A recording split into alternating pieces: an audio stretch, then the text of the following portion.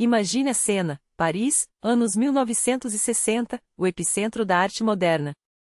Uma exposição prestes a começar, eis que um homem salta de um carro luxuoso, correndo como se o tempo fosse seu pior inimigo. É Pablo Picasso, ofegante, tentando entrar no evento.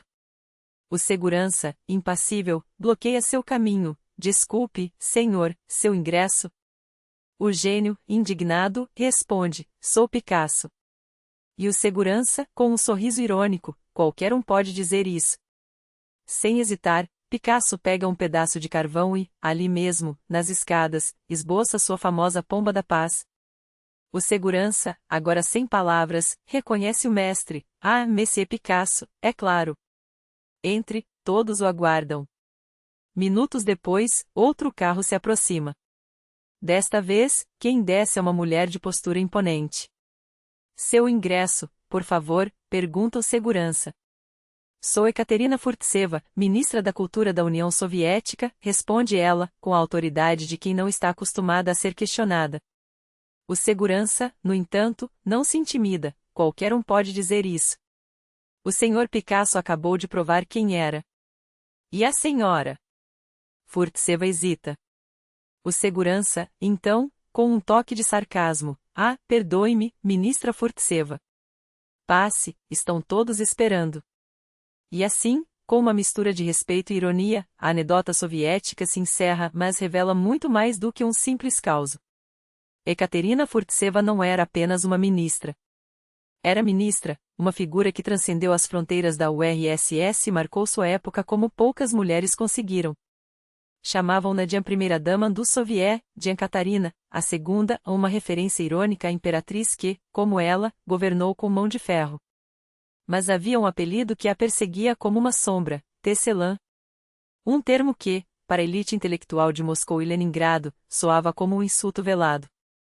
Afinal, como uma simples operária têxtil poderia ocupar um lugar entre os poderosos do partido? A resposta está justamente em sua trajetória, uma história de superação, ambição e uma inteligência política afiada como lâmina. Nascida em 1910, em Vinivoluok, uma cidadezinha perdida na província de Tver, Catarina, ou simplesmente Kátia, veio ao mundo em um barracão de tijolos, onde a miséria não era metáfora, mas realidade crua. Seu pai, Alexei, um mecânico de ferrovia alcoólatra, morreu na Primeira Guerra antes que ela completasse 4 anos. Sua mãe, Matriona, analfabeta, mal conseguia assinar o próprio nome e se esgotava em trabalhos braçais por alguns copeques. A fome era uma visitante frequente. Kátia cresceu com um medo visceral, o de ser abandonada. Esse trauma moldaria cada decisão sua, transformando em uma mulher que jamais dependeria de alguém exceto, talvez, do próprio sistema que ela aprenderia a dominar. Aos 15 anos, já trabalhando ao lado da mãe na fábrica têxtil, entre o barulho ensurdecedor das máquinas, a umidade sufocante e jornadas de 12 horas, Kátia ingressa no Komsomol. Era 1929, e o Komsomol não era apenas uma organização juvenil, era a escada para quem sonhava com poder. Ela se destacava, extrovertida, esportista, disciplinada. Cumpria à risca o perfil ideal da moça soviética, forte como um homem, dedicada à causa, sem espaço para frivolidades burguesas. Em 1930, aos 19 anos, já era secretária do Comitê Distrital do Komsomol. O partido a enviou a Kurs, com uma missão quase impossível: revitalizar a agricultura local. E foi lá, entre campos e burocracia, que Kátia cometeu o que depois chamaria de erro de juventude. Em agosto de 1931, casou-se com Grigori Dudkin, um carpinteiro. O casamento durou apenas 3 meses. Em seus supostos diários, publicados póstumamente em 2016 sob o título Choro Só no Travesseiro, Confissões da Primeira-Dama da URSS, ela descreve a união como um ato de desespero: pensei ter encontrado o amor da vida. Hoje sei que era apenas solidão. A mãe, pragmática, havia avisado: não faça bobagem. Mas Kátia, impulsiva, ignorou o conselho. 10 dias depois do casamento, o marido levantou a mão contra ela. A resposta foi imediata: ela o expulsou de casa, jurou nunca mais repetir o erro e enterrou o episódio nas profundezas de sua memória. Ou quase. Afinal, esses diários, cuja autenticidade ainda é questionada, pintam um retrato íntimo de uma mulher que, por trás da máscara de aço, escondia vulnerabilidades. O que veio depois foi uma ascensão meteórica. Kat abraçou as regras do jogo político, um mundo dominado por homens, e as usou a seu favor. Construiu teatros e os fechou quando conveniente. Promoveu artistas e os condenou ao ostracismo, como fez com Pasternak. Do alto do mausoléu de Lenin, durante as paradas militares, observava o país que ajudava a moldar um país onde, paradoxalmente, a Antecelã Divinivoluok ditava os rumos da cultura. Uma mulher que, contra todas as probabilidades, conquistou um lugar no Olimpo do partido e jamais o abandonaria. Hoje, ao revisitar sua história, percebemos que Katerina Furtseva foi muito mais do que um apelido pejorativo. Foi uma estratégica implacável, uma sobrevivente que transformou sua origem humilde em triunfo. Uma figura que, amada ou odiada, jamais passou despercebida. E é essa complexidade que nos fascina. Afinal, quantas pessoas conseguem, como ela, reescrever seu próprio destino? O destino, porém, tinha outros planos para Ekaterina. Enquanto a guerra devorava o país, ela se via diante de um abismo pessoal, a traição de Bekov, o homem que jurara ser sua âncora. Nunca me atreva ao que é dos outros, advertir a mãe. Mas o que fazer quando o próprio coração se rebela contra a moral conveniente? Furtseva, em suas memórias, desafia os preconceitos burgueses com uma lógica cortante: se a liberdade de escolha não é libertinagem, mas a coragem de corrigir erros, por que condenar quem ousa romper com o script de um casamento falido? O problema não era o divórcio, era a humilhação de ser trocada por uma Katia mais doméstica, enquanto ela, grávida e sozinha, enfrentava os bombardeios sobre Moscou. A capital em chamas não perdoava fraquezas. Com racionamentos que reduziam a vida a 400 gramas de pão por dia e noites passadas nos túneis do metrô, onde milhares se amontoavam como sombras sob a ameaça das sirenes, Furtseva escreve à mãe sobre o desejo de abortar. A resposta de Matriona é um soco no estômago: como assim? Depois de tanto tempo esperando, não conseguiremos criar nenhuma criança? A ironia cruel: a mulher que desafiara convenções agora se via presa ao papel de mãe solteira, enquanto a guerra lhe roubava até a ilusão de controle. Em Kibichel, hoje Samara, onde evacuada às pressas, dá à luz Svetlana e, num gesto de desafio silencioso, registra a filha com seu sobrenome. Como se dissesse: se o mundo me abandona, que ao menos meu legado permaneça. O retorno a Moscou em 1943 não traz alívio, mas uma oportunidade disfarçada de salvação. Enquanto a filha fica aos cuidados da avó, Furtseva mergulha de cabeça no aparato partidário. Primeiro, como secretária do comitê do instituto onde trabalha, depois, notada por Petróleo Boguslaski, primeiro secretário do Frunzinski Raikom, que a arrasta para o centro do poder. É o início de uma ascensão que, em menos de 2 décadas, a levaria ao presidium do Comitê Central, o Olimpo Soviético. E aqui reside o gênio de Furtseva: transformar cada crise em degrau. A Moscou que ela ajudaria a reconstruir nos anos 1950 não era apenas de concreto e aço, mas de símbolos. Como primeira secretária do Gorkon, suas decisões moldaram a fisionomia da cidade, dos bulevares que cortam o centro às fábricas que prometiam progresso. Ela entendia que o poder não se exercia apenas com decretos, mas com imagens, e nada era mais poderoso do que a ideia de uma capital moderna, erguida pelas mãos de uma mulher que, como a própria URSS, se reinventava contra todas as probabilidades. Hoje, ao caminhar pelas ruas que ela ajudou a desenhar, vale perguntar: quantas vezes Furtseva olhava para o céu de Moscou, o mesmo que, décadas antes, era rasgado por planadores em Koktebel, e lembrava da jovem Konsonol que sonhava com asas? A resposta, talvez, esteja nos detalhes que sobrevivem, nos parques que mandou plantar, nos teatros que protegeu, ou até mesmo num projeto como o Joyce, o complexo residencial premium ao lado da Moscow City, onde a audácia arquitetônica de Andy Snow ecoa sua própria ousadia. Afinal, o que são aquelas terrazas em cascata, algumas com até 140 metros quadrados, onde se pode cultivar um jardim privado ou perder-se na vista da cidade, se não um convite a reescrever o próprio espaço, assim como ela reescreveu seu destino? Os penthouses de 2 andares, com pé direito de 6 metros e vidros panorâmicos, ou o parque de esculturas a céu aberto, com obras de Sergei Chakopsov e Egor Plotnikov, não são mero luxo. São declarações. Assim como Furtseva declarou, em cada decisão, que o futuro não pertencia aos tímidos. Moscou, hoje, é também seu legado, uma cidade que, como ela, aprendeu a se reinventar. E se há uma lição a tirar dessa história, está justamente aí, na capacidade de transformar ruínas em alicerces, e feridas em força. mesmo quando o mundo insiste em nos chamar de Ankati errada. A primeira escultura de Serge Chocosso já está erguida ao lado do escritório de vendas do Joyce, não por acaso, mas como um símbolo. Este não é apenas um complexo residencial, é um manifesto de estilo de vida. Aqui, o coworking com biblioteca e lounge com lareira convive com estúdios esportivos e zonas de treino ao ar livre, enquanto os filhos têm espaços lúdicos e os adolescentes, o T-Clube com videogames e áreas para festas familiares. Os interiores do lobby, assinados por um estúdio italiano, dialogam com um serviço de concierge 24 horas. E isso é só o início. Ao lado do Joyce, o grupo JC ergue um cluster de escritórios com 2 torres, um parque paisagístico privado e uma galeria comercial de 2 andares, com cafés, lojas, restaurantes, anfiteatro e praça de alimentação. Porque luxo, aqui, não é ostentação, é inteligência aplicada ao cotidiano. Joyce. O prazer de brilhar.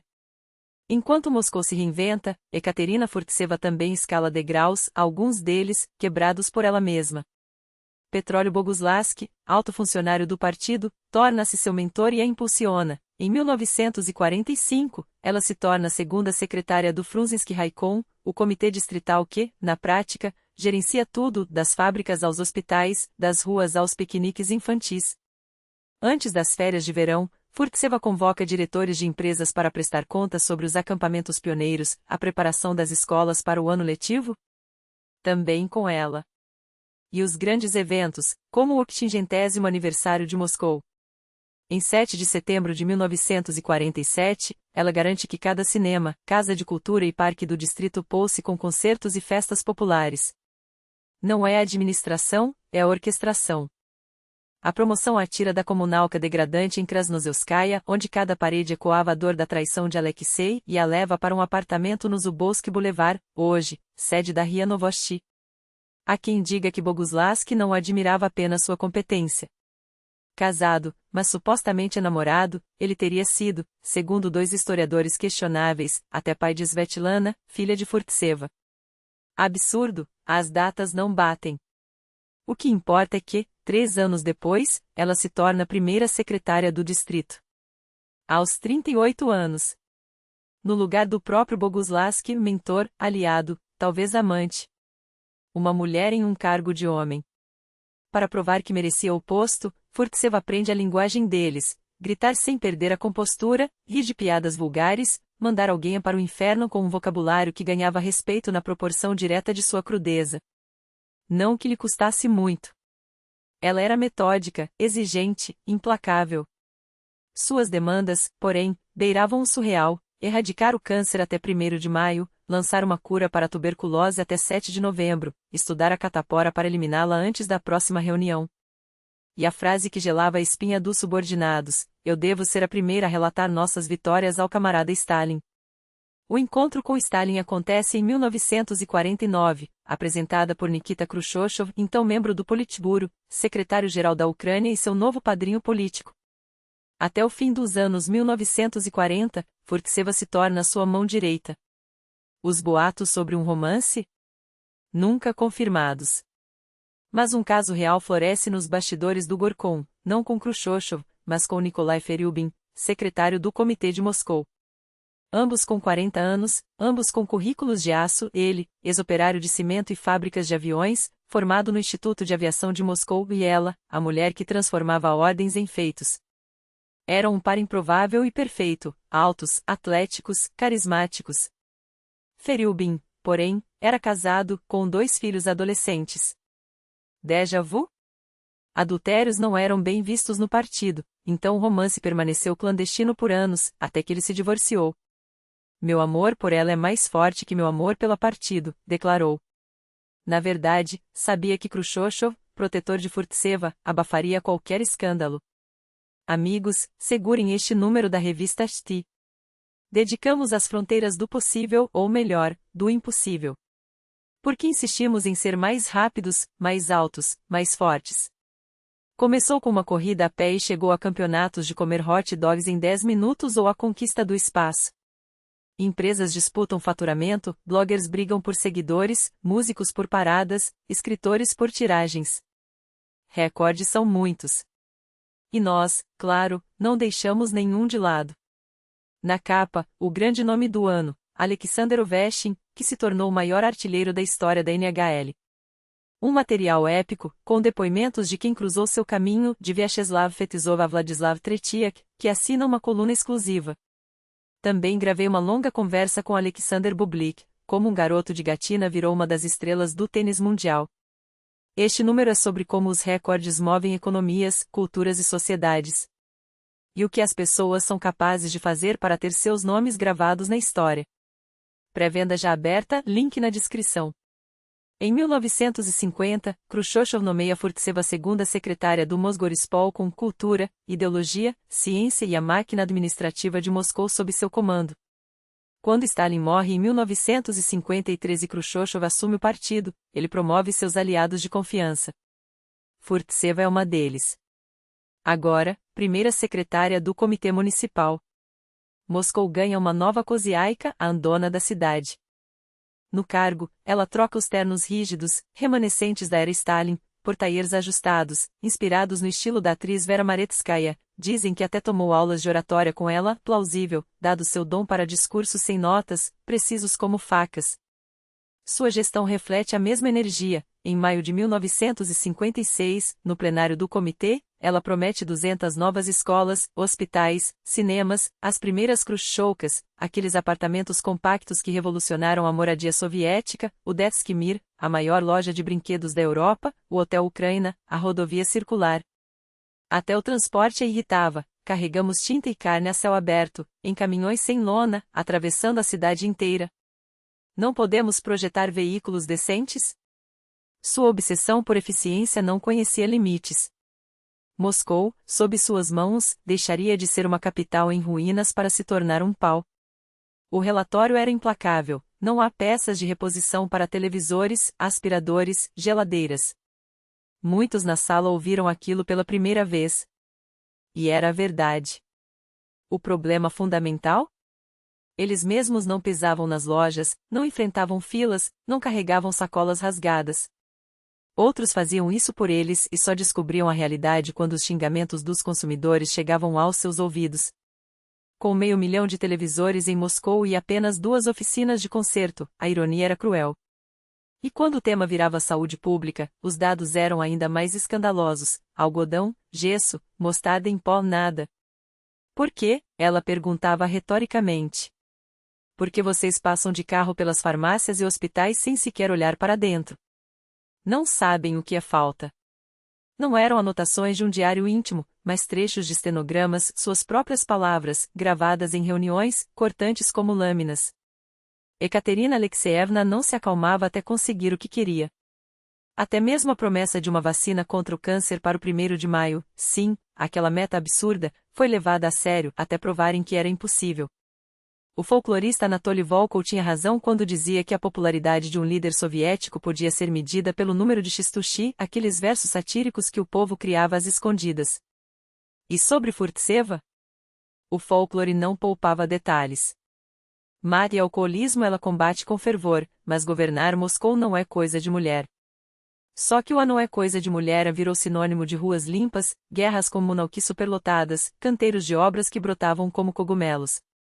Até Nikolai Yegorichel, seu futuro sucessor na prefeitura, a lembrava com um misto de admiração e temor. Ela nos protegia como um muro de pedra. Criticava sem piedade, mas ninguém ousava tocar nos quadros de Moscou enquanto ela estivesse no comando. E ela própria se sentia protegida não por muros, mas por Nikita Sergeyevich. Khrushchev a tratava como família, jantares em sua dacha, conversas regadas a conhaque, onde se discutia tudo, da linha do partido aos bordados das vyshyvanki ucranianas, um carinho quase paternal. Tanto que, em 1956, Furtseva pediu permissão para se casar com Firyubin. Sim, permissão. E Khrushchev abençoou. Pela primeira vez, aos 45 anos, ela experimentava algo parecido com uma vida conjugal. Mas o partido não aplaudiu. Nos corredores do poder, o casamento foi recebido com frieza. A filha de Khrushchev, Svetlana, recusava-se até a dividir o carro com o novo genro.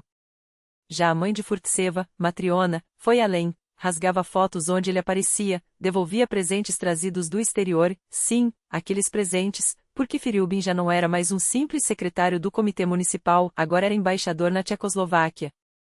E aqui começava o drama. Pelas regras, a esposa de um diplomata devia acompanhá-lo. Furtseva organizava recepções, tecia alianças com embaixadores estrangeiros, mas Moscou era sua verdadeira paixão. Hrushchov, excepcionalmente, permitiu que Firiubin vivesse sozinho em Praga. Ela, então, passou a se dividir entre cidades, marido, filha, mãe, um malabarismo exaustivo. Ele, por sua vez, não escondia o descontentamento, gritava, humilhava, criticava. E ela? Calava. Convinha-se de que ele era um homem bom, apenas necessitado de apoio.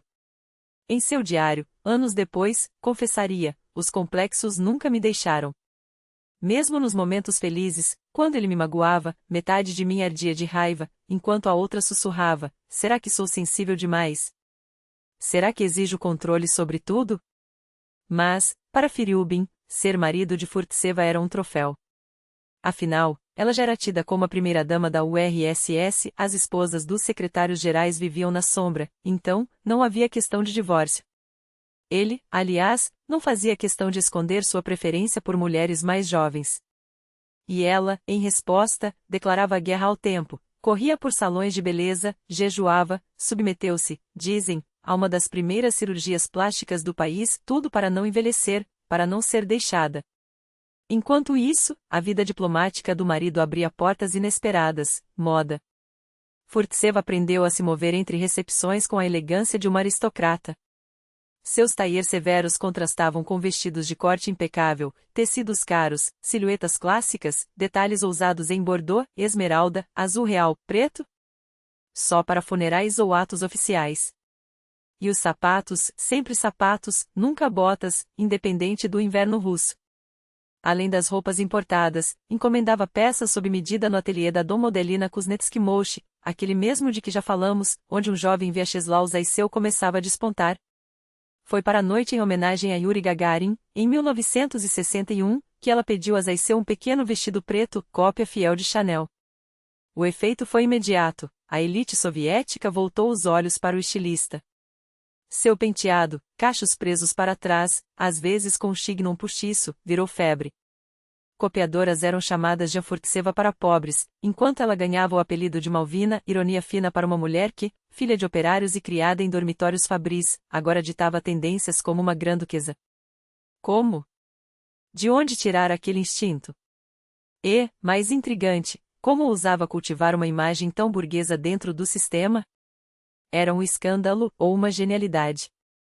Para ela, porém, não era afronta, era sobrevivência. Precisava pertencer ao Beal Monde Internacional. E, em poucos anos, conseguiu.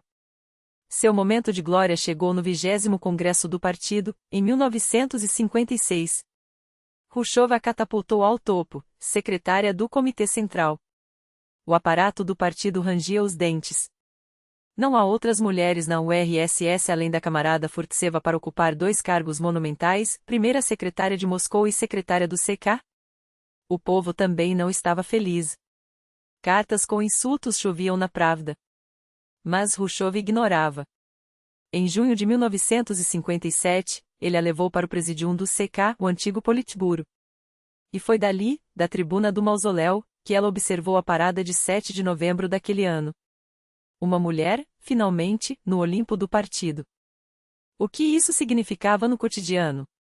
Viagens a Karlovy Vary na companhia de Hrushchov. Voos em aviões especiais, nada de linhas comerciais. Uma dacha oficial com banho russo, sala de cinema onde chegavam filmes proibidos ao público para que ela pudesse analisar a decadência moral do Ocidente. Camarotes em teatros, entregas de spekpayok, aqueles pacotes lacrados com alimentos de elite, às vezes inspecionados por médicos antes de chegarem às mãos dos líderes. Furtseva recebia os seus? Não se sabe ao certo, mas era prática comum. E, ao seu lado no presidium, estava nada menos que o Marechal Zhukov, o lendário estrategista da Grande Guerra Patriótica, homem que planejara as batalhas mais cruciais da URSS. Dizia-se que Hrushchov só o poupara da queda graças a um pedido especial, e os boatos apontavam para ela. Mas quem, de fato, salvara Hrushchov daquele golpe palaciano em junho de 1957? Os registros oficiais dirão que foram 4 homens, Sussuv, Kirichenko, Mikoyan e o próprio Hrushchov, com seus rostos pálidos diante da investida de Molotov, Kaganovich e Malenkov.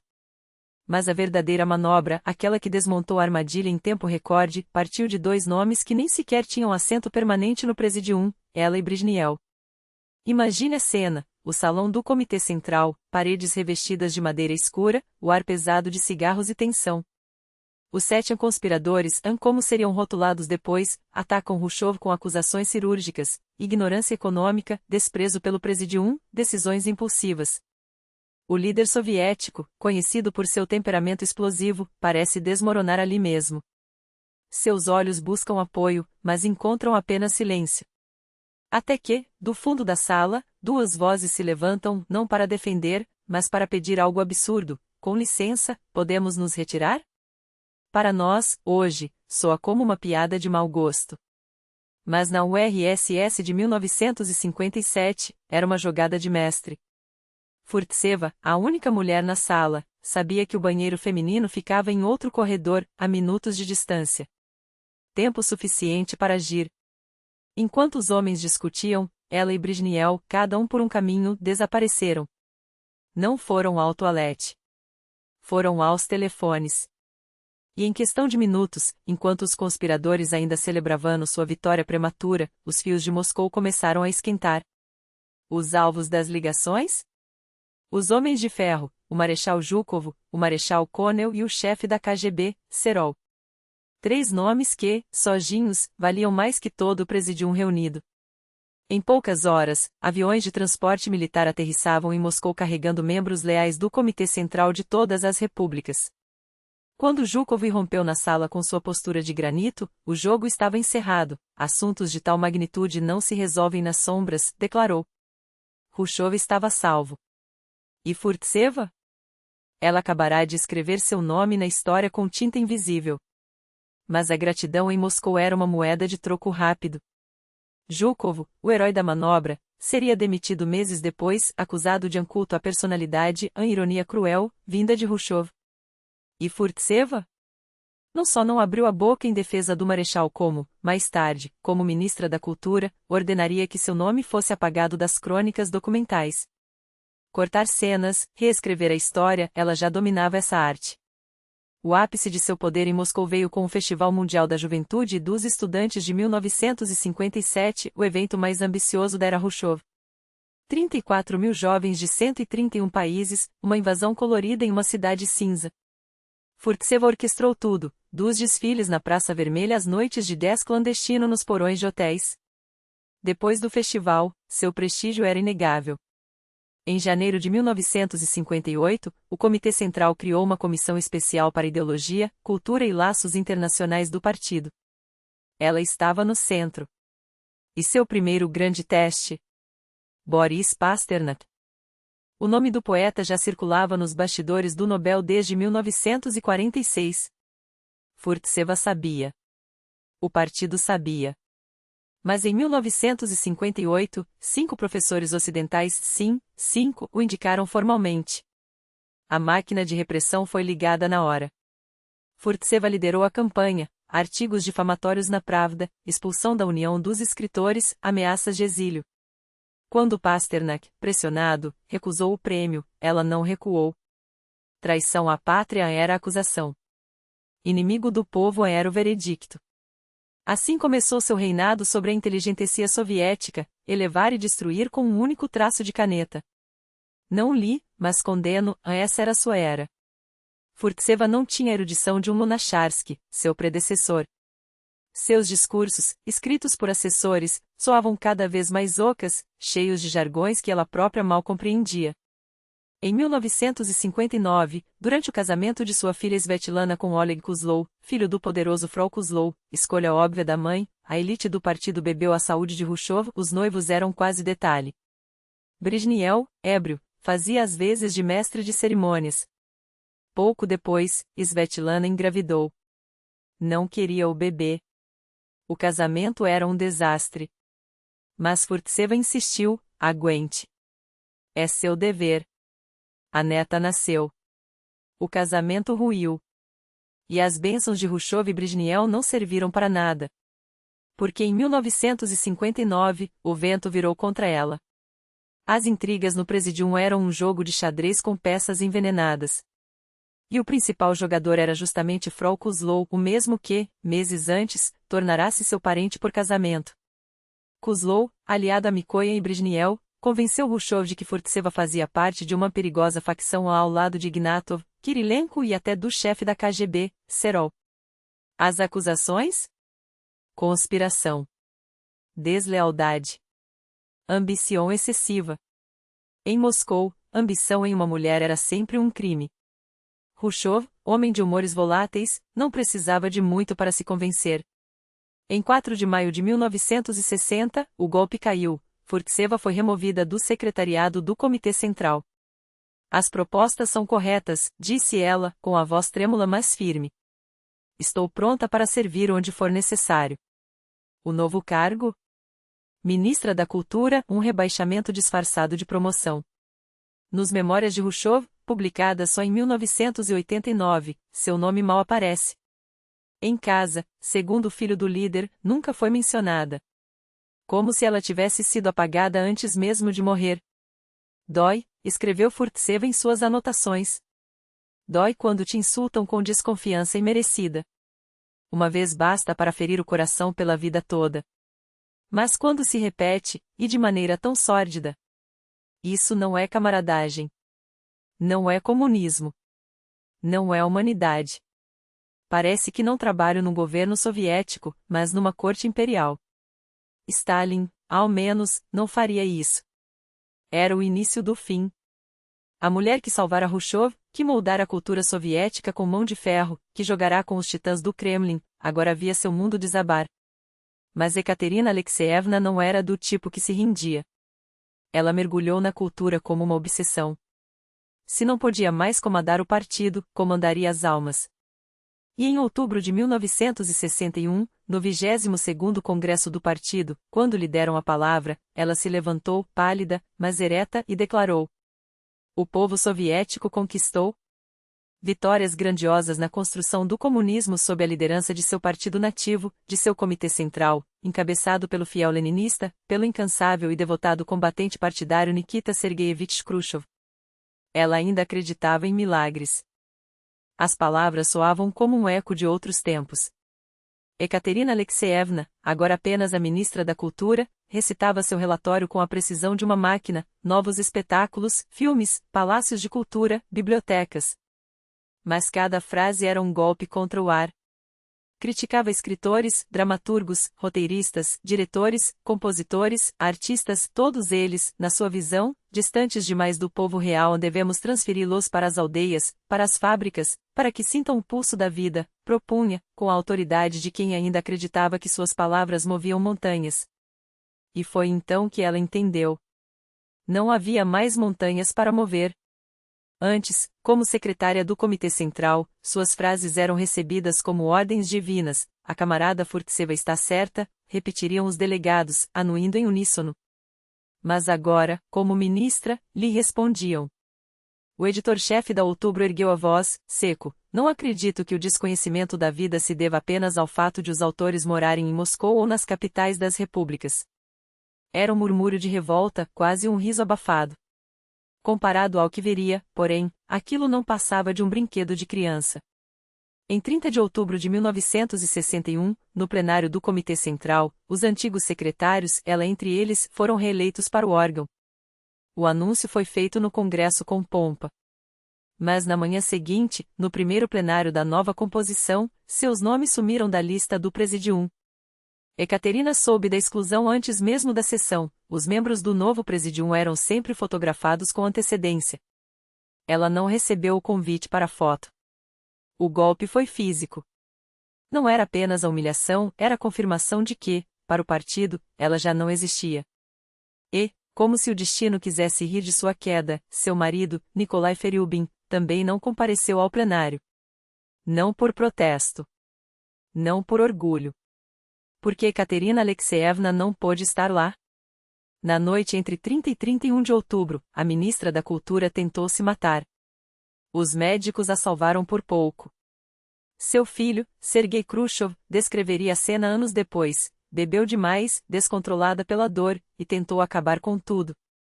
Talvez não quisesse morrer de verdade e talvez, como só as mulheres sabem fazer, quisesse apenas forçar o mundo a olhá-la, a sentir sua ferida. Mas o gesto teve o efeito oposto. Em vez de piedade, colheu desdém. Sua filha, Svetlana, diria o essencial: a catástrofe não foi ter sido excluída do Presidium. Foi como fizeram isso. Para Furtseva, a traição era pessoal. Khrushchev, o homem a quem servirá com fanatismo, a quem salvará da desgraça, a quem entregará sua lealdade inquebrantável, a jogará fora como um trapo sujo. Aquilo que ela mais temia, ser descartada. E Khrushchev, é claro, furioso. Não comparecer à sessão? Uma afronta inaceitável.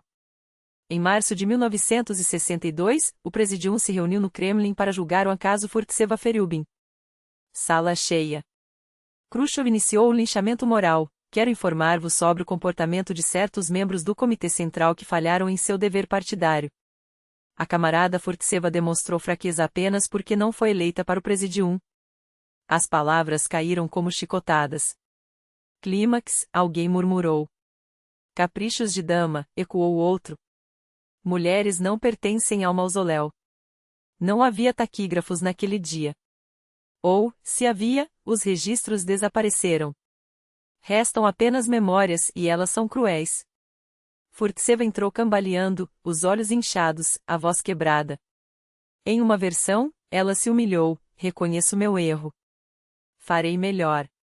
Na outra, suplicou: estava doente, uma enxaqueca insuportável, fui levada de ambulância. Chamaram Feryubin. Como marido, como ex-funcionário do partido, você deveria ter agido. Deveria ter impedido essa vergonha. Ele assumiu a culpa. Pediu clemência. Não tinha escolha. Khrushchev, magnânimo, ordenou que fosse registrado nos anais: ausência justificada por doença.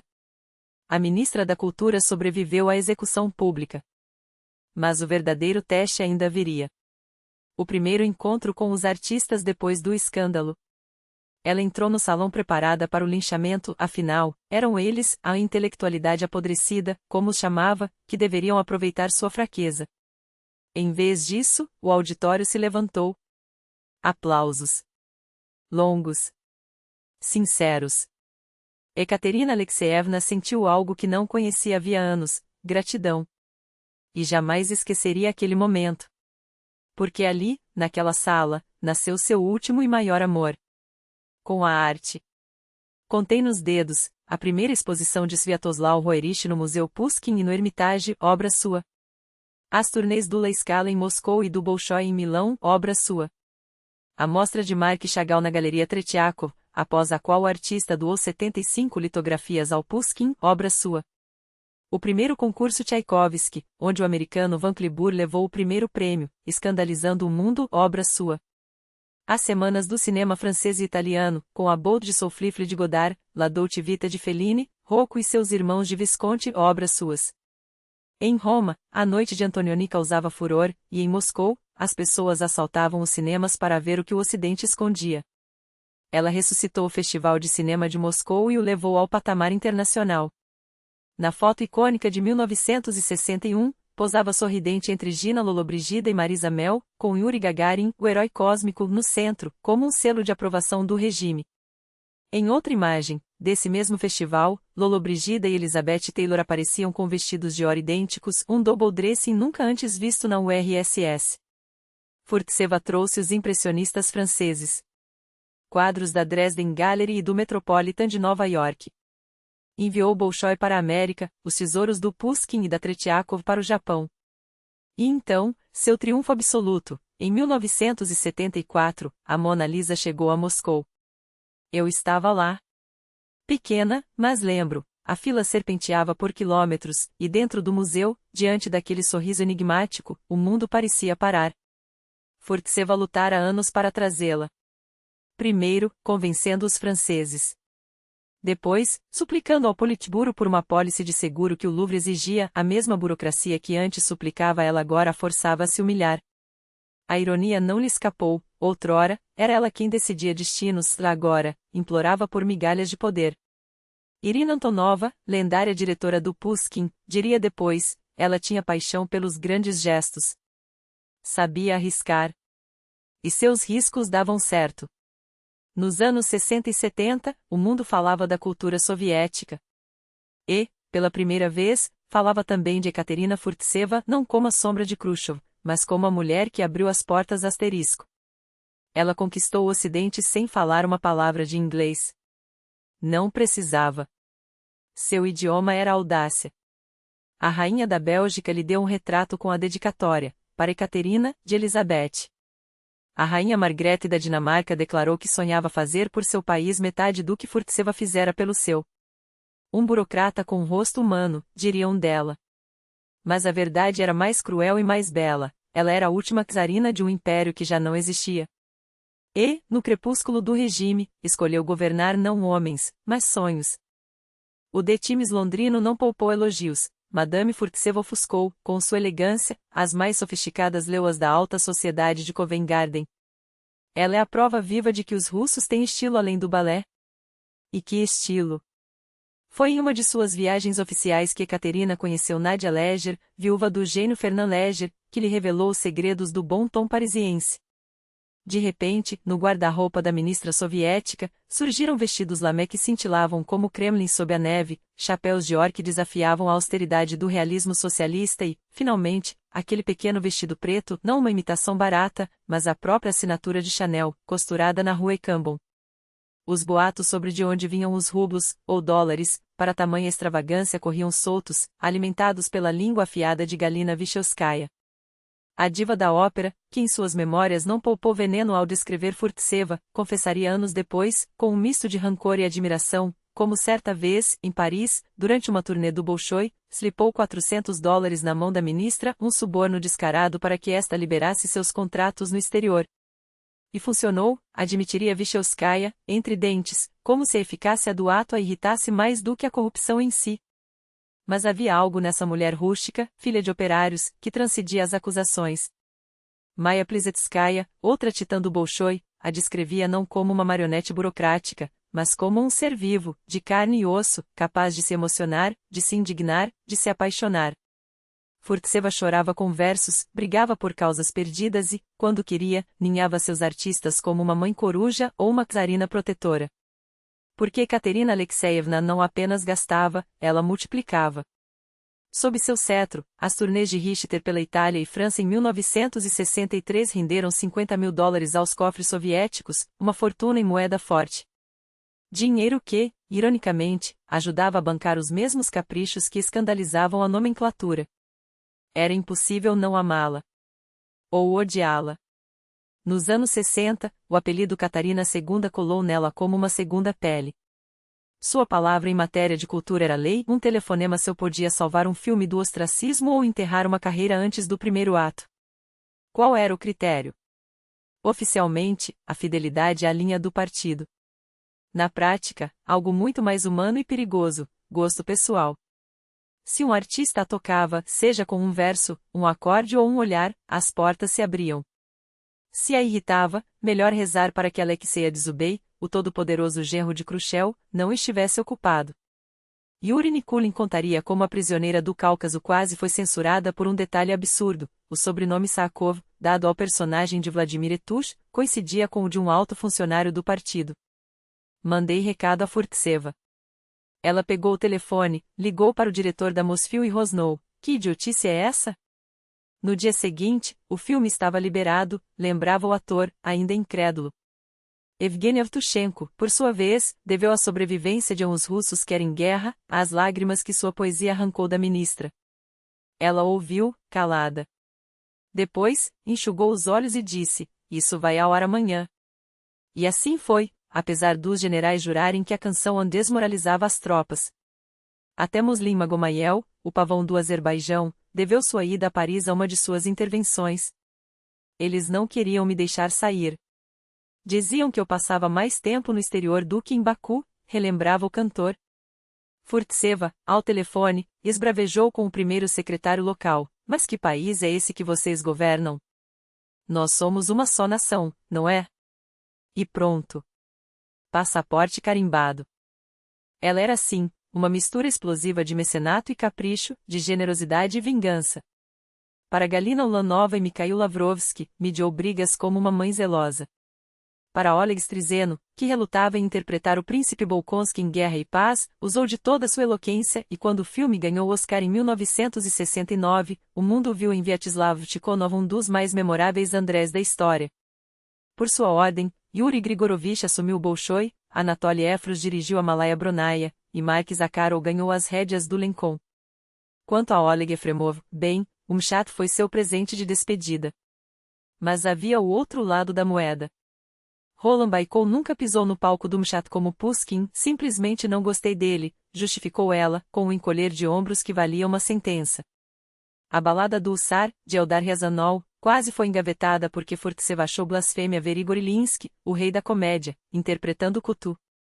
Como ousam ridicularizar nosso marechal, berrou, até que Alexei Adzubei, aquele mesmo genro de Khrushchev, interveio para salvar o filme. Ela tinha o poder de um carrasco, mas a sensibilidade de uma atriz frustrada, diria Riazanov anos depois. Mstislav Rostropovich e Galina Vyshevskaya pagaram caro por abrigar Solzhenitsyn em sua dacha, proibidos de se apresentar na URSS, transformados em não grata pela própria ministra que um dia Vyshevskaya subornara.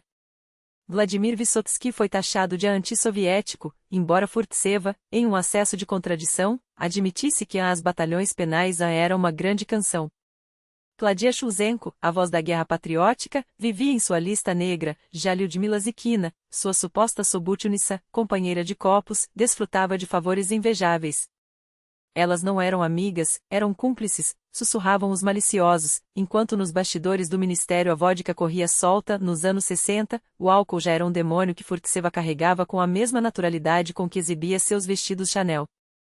E no entanto, mesmo bêbada, ela evitava confrontos. Lev Durov lembrava como os atores da Malaya Bronaia tentaram defendê-lo quando Efros foi demitido. Nos aproximamos dela em uma recepção. Furtseva só repetia, com um sorriso vago, juro que não sei de nada. Vamos viver em paz, camaradas. Era sua frase de efeito, um mantra que escondia tanto covardia quanto cansaço. Vamos viver em paz. Como se a paz fosse possível em um império onde a arte era uma arma e ela, sua imperatriz caprichosa. Até que chegou 1º de dezembro de 1962. A exposição do Manez, onde o avant-garde soviético, herdeiro dos futuristas dos anos 20, esquecidos pela própria história, ousou desafiar o realismo socialista com pinceladas abstratas e formas distorcidas. Khrushchev chegou acompanhado de seus cães de guarda, Sussu e Shelepin, já envenenados por relatórios que denunciavam inimigos do povo disfarçados de artistas. Os pintores, ingênuos, aplaudiram o líder. Ele o silenciou com um olhar. Isso é merda de vaca, cuspiu, depois de minutos de um silêncio que gelou a sala. Por que distorcem a realidade? Por que não pintam como deve ser? Os assessores, como corvos, apontavam dedos, fechem tudo. Destruam. Expulsem esses degenerados. Na manhã seguinte, a Pravda exigia a expulsão dos inculpados do partido e do sindicato dos artistas, ironia cruel, já que nenhum deles era afiliado a qualquer das instituições. O abstracionismo foi declarado inimigo do socialismo, e ninguém lembrou que, décadas antes, Malevich e Tatlin haviam sido os meninos prodígio da mesma revolução que agora os repudiava. Khrushchev, é claro, pode não ter sabido disso. Ou preferiu não saber. Mas Furtseva, ela sabia. E calou-se. Porque no fundo, entre o vestido de Chanel e as garrafas de Stolichnaya, entre os artistas que salvava e os que destruía, Ekaterina Alexeyevna era, acima de tudo, uma sobrevivente. A última czarina de um império que já cheirava a podridão e que, como todas as czarinas, escolheu dançar sobre as cinzas em vez de apagar o fogo. Furtseva, mesmo que soubesse, jamais ousaria contrariá-lo. Quem era ela, afinal, para desafiar o homem que decidia o destino de milhões com um aceno de cabeça? Ainda alimentava a ilusão de reconquistar seu favor. Nenhuma palavra em defesa daquele que Khrushchev chamara de a merda e escória escapou de seus lábios. Música, mas não havia maldade calculada em seu silêncio. Ela era refém. Seu poder sobre a cultura, uma farsa. Acima dela, pairavam o Comitê Central, o partido, Khrushchev, Brezhnev e seus caprichos de titãs. Às vezes, Furtseva recorria ao único trunfo que lhe restava, a carta da feminilidade. Camaradas, sou a única mulher entre vocês, frágil, desprotegida. Um sorriso, um suspiro, um pedido quase infantil, deem-me um milhãozinho, por favor. Que custa a vocês? Prometo terminar o circo no ano que vem. E ela terminava. Em 1971, anotava no diário com orgulho ferido, abrimos o circo na Vernadskogo. Que alegria! Quanto custei para conseguir a autorização? Tratam o circo como se não fosse arte. Repreendo, envergonho. Além do circo, ergueu as novas alas da Galeria Tretiakov no Krinsky Val, o teatro infantil de Natalia Sats, a sede do MKHT. Um ano depois de cortar a fita inaugural do MKHT no Tverskoy Boulevard, seria nesse mesmo palco que a conduziriam pela última vez. Tempo para a família? Uma piada amarga. Seu casamento com Feriobin há muito era uma fachada. Nos anos que antecederam a morte, suas anotações se repetem como um lamento. Como poderia imaginar que, em 15 anos, nos tornaríamos estranhos? Não pensei que erraria outra vez. E então, a acusação que mais a corrói, agora dizem que me casei por conveniência, só para ser uma mulher casada, para a carreira. Dói que ele goste de me ferir. Mas evito cometer loucuras. É humilhante mentir para mim mesma. Sinto-me a última das tolas. Mas a traição de Khrushchev ainda ardia mais fundo. Em 1971, escreve, quando soube da morte de Nikita Sergeyevich, pensei, agora me deixarão em paz. Mas a ofensa não passa. Lateja como uma dor de dente, dói mais quando bebo água gelada. E a pergunta que não cala, por quê? O que fiz para merecer isso? O que verdadeiramente a consumia, porém, era o pressentimento do desastre. Furtseva já estava em desgraça há anos aos olhos de Brezhnev. Ele, o mesmo que ajudara a derrubar Khrushchev e, diziam os boatos, chegará a propor eliminá-lo fisicamente, antes de ser dissuadido, agora ocupava o trono. Em outubro de 1964, quando Khrushchev é destituído, ela permite-se um lampejo de esperança, afinal, apoiar a Brezhnev no passado, votará com os demais. Mas Brezhnev não só a exclui do Politburo como detesta mulheres em posições de poder. Mantém-lhe o cargo de ministra da Cultura, mas cada escândalo no fronte artístico aprofunda sua versão. E em 15 de setembro de 1974, os artistas vanguardistas organizam em Belyaevo, nos arredores de Moscou, uma exposição não autorizada ao ar livre. Além dos artistas e seus amigos, aparecem jornalistas estrangeiros, diplomatas ocidentais.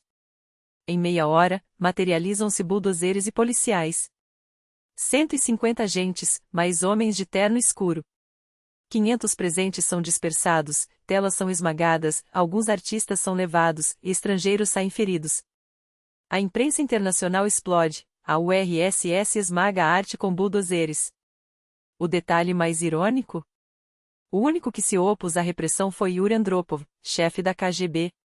Brezhnev, furioso, vê mais um fiasco no ministério de Furtseva. Ela sabe que seus dias estão contados. No outono de 1974, suas anotações transpiram pânico. Ao voltar do exterior, vou direto ao trabalho. E sempre me pergunto, hoje me receberão no Comitê Central?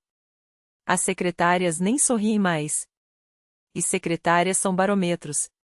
Temia que, se a demitissem, Nikolai a abandonaria, ninguém quer uma perdedora. Às vezes, sonhava em renunciar, mas não o fazia. Chegava a dizer, com uma ironia trágica, que desejava morrer no cargo. Seu desejo não se realizaria. Não da maneira que imaginava. Em 24 de outubro de 1974, Furtseva é informada de sua demissão. No mesmo dia, o administrador de sua dacha partidária exige a devolução das chaves. O motivo oficial? Uma denúncia. Ela construíra uma dacha particular, algo comum entre os burocratas, mas cometeu o erro de registrá-la em seu próprio nome, não no de um parente. Alguém delatou a Brezhnev, violou a ética partidária. Comprou materiais de construção a preços subsidiados do Bolshoi. Uma comissão investiga e confirma, sim, os materiais, destinados à reforma do teatro, foram pagos em dinheiro vivo por Furtseva. Ela se humilha, confessa o erro, renuncia à propriedade. Recebe de volta 25.000 rublos para uma aposentadoria tranquila, ironiza o sistema. Deposita o valor na caderneta de poupança e, no mesmo dia, redige seu testamento em favor da filha, Svetlana. Na noite de 24 para 25 de outubro de 1974, Ekaterina Furtseva morre. Sua morte, como sua vida, imediatamente se transforma em lenda. Dos últimos momentos, sabe-se mais do que se imaginaria. Tomou banho com a amiga Lyudmila Zikina, sem beber. Passou pelo jubileu do Mali Teatro, tomou 2 goles de Borjomi, retirou-se cedo. Visitou a filha, ficou pouco tempo, estava melancólica. Saiu por volta das 23 horas, ligou para Svetlana. Mãe, por que sua voz está assim? Não é nada, te ligo amanhã. Depois, telefonou para Zikina e, sem motivo aparente, pediu que dirigisse com cuidado. Tomou banho. Não saiu do box. Pouco depois da meia-noite, o telefone tocou na casa da filha. Era Nikolai Feriobin, sua mãe não está mais aqui. E desligou. Furtseva tinha 63 anos. A causa oficial, insuficiência cardíaca aguda. Mas os rumores de suicídio nunca cessaram. Maya Plisetskaya notaria, o fim de Furtseva foi trágico. Envenenou-se com cianeto. Seu orgulho desmedido a levou à morte. Nunca saberemos. Sabemos, porém, de outra coisa. Um homem, figura proeminente da cultura soviética, passa com frequência pelo túmulo de Furtseva no cemitério Novodevichy, a Avenida dos Dignos, onde repousam Scriabin, Rubinstein, Alexandro, Orlova. Ele vai visitar a sepultura de seu mentor, Nikolai Fadeichev, mas, às vezes, deixa flores sobre o mármore rachado de Furtseva. E a cada visita, frustrar-se ao ver o monumento se desintegrar, abandonado, como se o estado que ela servirá quisesse apagar até sua memória. Por precaução, omitiremos seu nome. Afinal, até os mortos têm inimigos. A paniquide de Ekaterina Furtseva acontece nos últimos dias de outubro de 1974, dentro do próprio MAT, no Boulevard Tverskoy, o teatro que ela ergueu um ano antes de morrer. Figuras da cultura e da ciência comparecem para se despedir da ministra. Nos Pominki, na casa de um ator, o poeta Konstantin Simonov toma a palavra. Ekaterina Alexeyevna sempre teve a coragem de dizer sim e fez tudo para apoiar o novo, o emergente, teve a coragem de dizer não e suas ações sempre corresponderam às suas palavras. Só uma grande alma, luminosa, poderia agir e falar assim. Brezhnev não aparece. Nem na Panikide, nem nos Pominki. Furtseva passou a vida se perguntando, por quê? Por que eu? Será que mereci? As traições dos maridos, dos mentores, as zombarias dos companheiros de partido, os sarcasmos dos artistas que tratava como filhos. Por mais que fizesse, permaneceu estrangeira para quase todos. Essa palavra, traição, é a mesma que explica a história que contei no episódio sobre Kolchak. Sua última amante, Anna Timeriova, após o fuzilamento do almirante, vagou por gulags, ora solta, ora recolhida. Nos anos 1950, já após a morte de Stalin, finalmente a libertam, mas a condenam ao exílio nos 101 quilômetros, como todos os elementos indesejáveis. Escreve a Malenkov pedindo permissão para voltar a Moscou, sua cidade natal. Negado. Anos depois, no início da década de 1960, 2 gênios, Ostrak e Shostakovich, batem à porta de Furtseva. Timeriova, a última paixão de Kolchak, está morrendo. Sem trabalho, sem teto. Seu pai foi professor do conservatório, um homem de cultura. Ajude-a. E aqui entendo por que Furtseva age. Não por cálculo político, não por dever burocrático, mas como mulher para mulher. Timeriova retorna a Moscou. Recebe um quarto em uma comunalca na rua Pliúchika. Atua em filmes, na brilhante Ruka, como uma dama aristocrática, afinal, era nobre de sangue, e em Guerra e Paz, de Bondarchuk, não só como atriz, mas como consultora de etiqueta. Tudo isso porque Furtseva, contra a lógica do sistema, estendeu a mão. Isso era um novo código cultural. Não a propaganda, não o dogma, a humanidade que persistia nas frestas do concreto soviético. E se hoje você ouve essa história, se ela o toca, é porque algo nesse código ainda pulsa. Não deixe que se apague.